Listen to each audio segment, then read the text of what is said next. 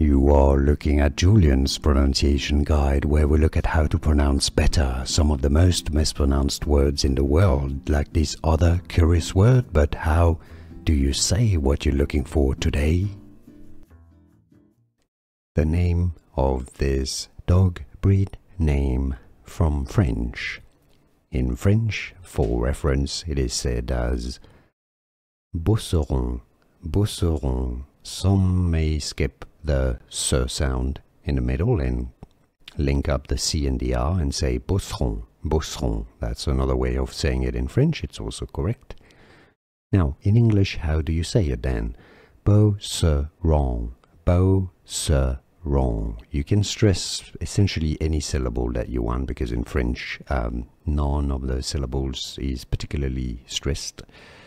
But in English, I suggest stressing the first one, Beauceron, Beauceron. Now, the N at the end is not really silent. It's just that O-N together in French form the sound on.